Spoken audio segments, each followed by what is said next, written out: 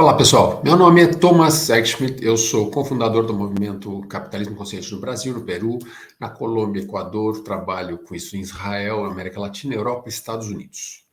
Rapidamente, ex-produtor rural, 10 anos do meu começo de vida profissional, eu trabalhei no mundo corporativo, mudei para os Estados Unidos, trabalhei 10 anos em consultoria de capital de giro, voltei para o Brasil para empreender. Foi aí que eu descobri uma coisa super bacana, que todo negócio, quando começa, é um negócio consciente. E aqui eu estou exatamente para conversar com vocês, para trazer uma ideia de capitalismo consciente. Né? Capitalismo consciente é uma ideia complicada. Por quê? Porque quando a gente pensa em capitalismo, a gente vem com um monte de sentimentos ruins. Mas eu gostaria de abrir um espaço para a gente conversar, não do capitalismo, mas da unidade que constrói o capitalismo que a gente percebe, os negócios. Infelizmente, um cara lá atrás, na década de 60, falou uma coisa, esse cara, Milton Friedman, é prêmio Nobel de Economia. Ele dizia que o único propósito da empresa é gerar lucro para o acionista, e isso estragou um pouco a gente. Isso estragou porque a gente começou a jogar um jogo infantil, jogo de criança errado. Alguém conhece o Banco Imobiliário? Um jogo que lá na página 7 das regras diz: o objetivo é conquistar a maior fortuna do jogo, sendo o único jogador a não ir à falência. A gente aprende num jogo de criança a falir o outro. E aí, quando a gente olha nas empresas, a gente tem feito isso de uma maneira muito sistemática. A gente tenta falhar o fornecedor pagando ele em 180 dias. O fornecedor não tem a mesma condição financeira de acessar créditos bons. A gente faz o consumidor falir moralmente, porque naquele Black Friday a gente faz o cara comprar o que não precisa, né? E aqui a gente não consegue vender. Né? A gente fale emocionalmente o colaborador porque a gente não conversa, não escuta, não fala, não compartilha. E o colaborador fica com medo: o que vai acontecer? Vai sobrar para mim? A gente tem que romper esse modelo de negócio e recuperar a ideia de que o negócio não é um negócio que consome recurso. Vamos fazer um churrasco, compro carvão, usei o carvão, sobrou a cinza, descarto a cinza. A gente não tem mais recurso humano, a gente tem recurso de inovação, de criatividade, que não acaba. Pessoas não são recursos humanos, são uma fonte infinita de sabedoria, de inovação, de criatividade. E a gente tem que mudar esta perspectiva. Como a gente muda essa perspectiva? Da mesma forma que a gente muda a ciência, o desenvolvimento tecnológico, a partir de uma ficção científica. Imagina a ficção científica, a gente pensa aquele filme, assiste aquele filme. Na minha época, quando eu era criança pequena, 1970, 80, isso era ficção científica.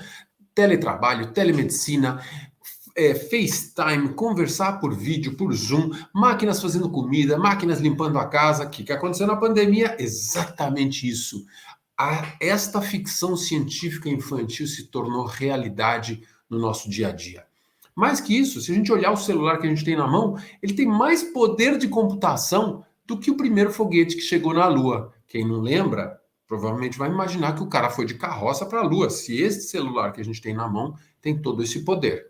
Então vamos lá, ficção social. Falando da ficção científica, vamos fazer uma ficção social. Que mundo que a gente quer lá para frente? Que mundo a gente quer criar?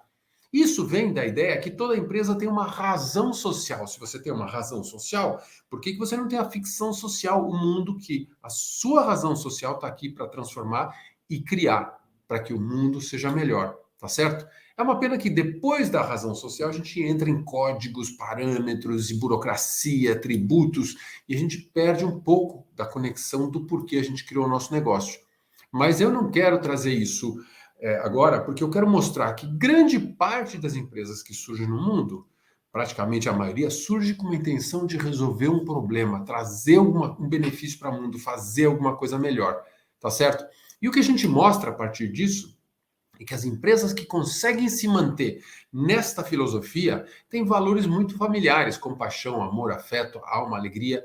E a gente fez nossos estudos e a gente percebeu dois tipos de empresa. A empresa que tem alta reputação, porque investe muito dinheiro em marketing, então fica na nossa cabeça, lembrando a gente dela, e tem aquelas empresas que não gastam quase nada de dinheiro em propaganda e marketing, em promoção, porque elas têm um grande poder do boca a boca, de levar o valor que elas propõem para o mundo, tá certo? E o que a gente percebe no longo prazo é que essas empresas têm um desempenho financeiro muito melhor. Aqui a gente tem o desempenho financeiro da Bolsa de Valores. Depois a gente tem o desempenho financeiro das empresas que o Jim Collins escreveu num livro, Feitas para Durar, tá certo? E aí a gente fala das empresas conscientes, das empresas humanizadas nos Estados Unidos e em outros mercados do mundo, e o desempenho da linha de baixo, que é o mercado, até a linha de cima é 10 vezes maior. Mesmo que eu esteja errado, que seja 5 vezes maior, olha a diferença que faz isso. Agora, o interessante é que depois de 2008 tem um grande salto. Porque antes, essas empresas criam valor social, emocional, valor de conhecimento tecnológico. Isso vai crescendo e quando passa a crise, o consumidor, quando pode, compra primeiro de você. O cliente, a comunidade do entorno, quando vai sair em defesa de alguém, sai em defesa de você. Quando o fornecedor tem ideia, traz primeiro para você. Então, essa é a grande diferença de criar valores não financeiros. Tá certo? E aí voltamos para essas empresas. O Jim Collins fez esse livro Feitas para Durar. Só que 2 das 3 empresas que ele destaca aqui quebraram. Então ele criou mais um livro descrevendo como as gigantes caem. A nossa perspectiva de como os gigantes caem é porque o ego fica desequilibrado do eco. Ou o ego fica grande demais, ou o eco fica grande demais. Os dois têm que andar em equilíbrio. Se eu cuidar muito do outro, eu me afogo. Se eu olhar só para mim, o mundo ao meu redor começa a padecer, tá certo? Então esse é o grande equilíbrio e daí vem essa filosofia das empresas conscientes. Todo negócio quando começa com uma causa, um propósito, reconhece a interdependência de todos os atores que estão ali para te ajudar, porque se eles não vierem você não sai. Entende que a liderança é de cuidar dos seus clientes, dos seus fornecedores, dos seus colaboradores, para que eles cuidem do seu negócio, do seu resultado e fomentar uma cultura responsável, comportamentos que valorizem, apoiem o seu grande propósito. Perfeito? Então, isso cria uma organização consciente. Veja bem, organização. Pode ser uma organização social, governamental, privada. Qualquer organização pode aplicar esses princípios de uma forma muito produtiva e construtiva. Vamos lá. Primeiro princípio, propósito. Toda profissão tem propósito. A gente pensa no médico, pensa salvar vidas. Assim como toda organização tem. Quando eu tive minha primeira empresa, a gente passou 2 dias discutindo missão e visão. Agora vem um maluco e fala que tem que ter propósito. Propósito é o porquê, a nossa causa. Depois a gente fala como, que é a missão, e o que é a visão. Muitas empresas trabalham de fora para dentro. Ah, eu vou produzir computadores. Como? Com tecnologia e desenho. Outras empresas falam, eu acho que o homem não tem que se submeter à máquina e eu produzo computadores com tecnologia e desenho. Então é de dentro para fora, tem uma razão para existir. Então o que é o propósito? É a causa, por que você faz, o que você está mudando no mundo. A missão é como você vai da sua intenção, a execução, até o seu destino, que é a visão. É a visão. Lembra da ficção social? Essa ficção, essa visão que a gente está criando, que mundo a gente está criando. E a gente pode até incluir mais um círculo aqui, nesse círculo dourado do Simon Sinek, que é a ambição. A nossa visão nunca pode ser o primeiro, que ela não vai ser inclusiva. Talvez não todo mundo vai querer participar. Então, tira qualquer número dessas 3 dimensões e põe os seus números, quando e quanto você vai alcançar na sua ambição. É um círculo que está fora desses 3 primeiros. Perfeito? Então, o segundo elemento é a interdependência. O que significa interdependência? A gente não consegue ser um negócio forte com um fornecedor fraco, ou um cliente fraco, ou um colaborador fraco. A força da nossa cadeia é determinada pela força do seu elo mais fraco. E aí eu trago essa figura, porque aqui você não vê nenhum passarinho batendo no outro e caindo no chão. Tá todo mundo voando junto num movimento orgânico.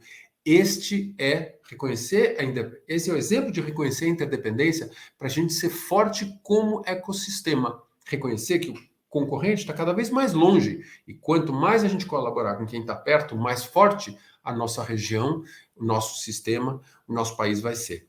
Perfeito? Aqui um exemplo clássico do Whole Foods, que tem a felicidade da equipe, parceria com fornecedores, cliente satisfeito, investidor motivado e atenção ao meio ambiente, como a base do círculo virtuoso. A equipe feliz está motivada, busca inovação, melhor atendimento, faz com que os fornecedores tragam um produto de maior qualidade, melhor valor, vende mais, gera mais lucro a gente tem, o investidor tem mais propensão à cidadania corporativa, à doação, voluntariado, e esse doação voluntariado cria uma satisfação no trabalho realizado. Por quê? As pessoas do nosso entorno vão reconhecer que a presença da nossa empresa, para onde a gente trabalha, faz o ecossistema melhor, faz a região, a comunidade melhor. Então, isso traz com que a pessoa volte a trabalhar com orgulho, feliz, e esse círculo vai evoluindo. Perfeito? Terceiro fundamento, a liderança. A liderança dessa não serve mais. A gente, hoje, o líder tem um papel fundamental para quebrar a fricção, confusão e baixo desempenho. O líder muda isso. Muda como? Não comandando e controlando mais, inspirando para atrair o talento e ensinando para manter o talento próximo da gente. Isso traz um paradigma muito interessante, que é o equilíbrio entre as polaridades. A gente tem que ser competitivo e cooperar. Competitivo para competir com quem está mais longe, cooperar com quem está mais perto para se fortalecer regionalmente. A gente tem que ser eficiente, tomar decisões rápido, mas ter a participação para que essa eficiência não seja sem autonomia daqueles que te acompanham. Olhar a individualidade, respeitando o coletivo, gerar resultado financeiro, criando valor de médio e longo prazo. Olhar para o ego e para o eco. Como diz no avião, primeiro você põe a máscara em você, para depois você ajudar alguém do seu lado. Então, é importante, o ego e o eco é um equilíbrio entre médio e longo prazo constantemente. Então, a gente fala que o líder desse século é um líder que consegue navegar nesses dois lados, no lado da força e no lado mais menos de força, mais de cooperação, né? Competição e a cooperação, e assim por diante. Tá certo? E o último elemento que a gente fala, o último fundamento, a cultura. O que é a cultura? A gente consegue diferenciar em qualquer negócio que a gente faz, para além das coisas que a gente consegue buscar no YouTube, no Google, estratégia de preço, política de remuneração, o Google vai me dar as melhores possíveis, mas isso só vai ser uma grande empresa se as pessoas tiverem uma causa, um engajamento para fazer isso acontecer. Imagina alguma coisa que te marca, que você é apaixonado, um time de futebol. O que você tatuaria o seu corpo? O produto, o seu primeiro celular? O seu primeira comida no fast food? Com certeza não. Mas o mais incrível é que tem pessoas que se tatuam com marca de negócios. Por quê? Porque acreditam na imagem, na ideia que aquela marca traz. Você pensa em Harley Davidson, você pensa em liberdade, o cara andando de moto, tranquilo, ali numas estradas gostosas, sabe? Então, você vê fornecedor com tatuagem, cliente com tatuagem, colaborador com essa tatuagem, inclusive o prospect ainda não comprou a moto, mas já tem a tatuagem. Então, isso tudo se reúne por trás do quê? Dos rituais. Quais são os rituais corporativos que valorizam os valores, o propósito, a interdependência? Não estou falando de ritual de celebração do aniversariante do mês. Estou falando de ritual para valorizar e reconhecer quem vive esses valores que a empresa promove, tá certo? Consciência é uma linha contínua, não tem chegada. A gente aprende, expande a consciência, reconhece novas práticas. E aí eu deixo esse convite para você olhar, fortalecer, reativar a conexão do seu negócio, da sua organização, da sua ideia, do seu empreendimento com esses 4 princípios. Para você pensar aonde existem brechas, aonde eu posso melhorar, o que eu posso fazer. E se a gente voltar no tempo, pudesse convidar o Milton Friedman para rever a frase célebre dele, da década de 60, ao nível de consciência de hoje, com certeza ele estaria dizendo que o propósito das empresas é gerar valor para todos os envolvidos, para todos os stakeholders. Perfeito? E a gente vê essa evolução natural que antes os negócios valia qualquer coisa, depois começaram a se estabelecer leis e regras, eu tenho que cumprir a lei. Alguns perceberam que eu posso ser eficiente e tirar mais resultado daquele modelo de negócio. Com o Paul Polman, começou a surgir uma ideia. Paul Polman foi o ex-CEO da Unilever por 10 anos, que a gente precisa criar um saldo positivo com a nossa presença.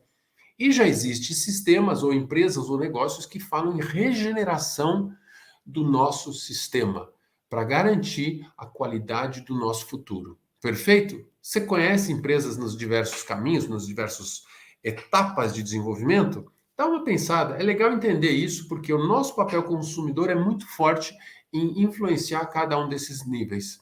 Fica aqui o convite para você conhecer esta filosofia de capitalismo consciente ou de um capitalismo mais consciente. Eu deixo aqui um link. Se você quiser receber um livro que se chama Ativador de Negócios Conscientes, deixo aqui esse link para você entrar e pedir o Ativador de Negócios Conscientes, que é um guia fácil, simplificado para trabalhar esta filosofia. Combinado? Um forte abraço a todos. Espero que esta aula, esse começo de aula tenha sido uma grande inspiração para vocês. Forte abraço a todos.